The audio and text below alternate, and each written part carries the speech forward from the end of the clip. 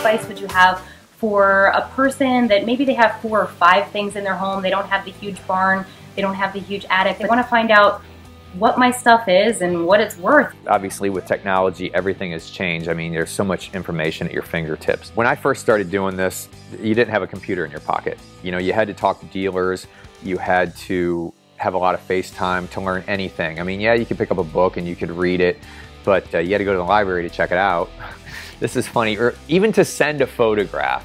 Like if I was gonna send a photograph of a bicycle or a motorcycle to a guy in California, it was a Polaroid. I would put it in the mail.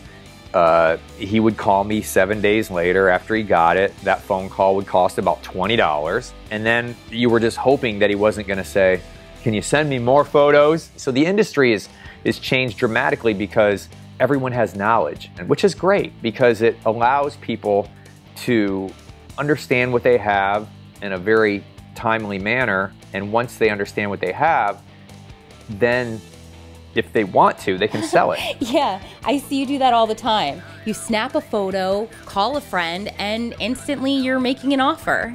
Did you get photos of the other one? It says Vibreverb. It's made about 1960, and that one has a replacement Electro Voice speaker, which originally had a Jensen speaker, but it's still worth, if it works, about $5,000. Come again? $5,000 for the amp? Yeah. I absolutely could not believe some of the prices. Do you find appraisers are comfortable appraising over a photo? Yeah, in some regards. A lot of these guys, when we send photographs to them, it's something that they're very familiar with. Things are changing constantly, and with antique dealers, I think that we're kind of behind the times in regards to how we're presenting our things. There has to be a certain level of presentation with retail. People want to be visually stimulated. You can tell there was a lot of thought that went into your store. It's so artistic. That's what I wanted it to be, because I want people to be inspired with these pieces artistically to where they're like, you know, I really don't collect anything, but this is making me want to collect.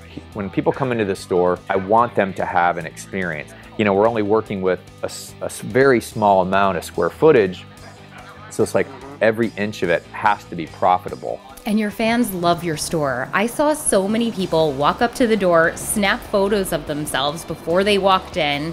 Yeah, you don't see that when you go to Walmart. No, I mean, it's completely different. What's your message to entrepreneurs? Say they have a really great idea, but they're struggling to try to turn their creativity, their passion into a paycheck. One thing that I've told people in the past is, if you're so fixated on your idea and it's like my way or the highway, chances are it's not going to make it. You know, I was very focused on my show, the idea of the show. I was very inquisitive with the production company in regards to like what they liked about it, what they didn't like about it. And I would always take away from that some extra knowledge of how I can move forward with it.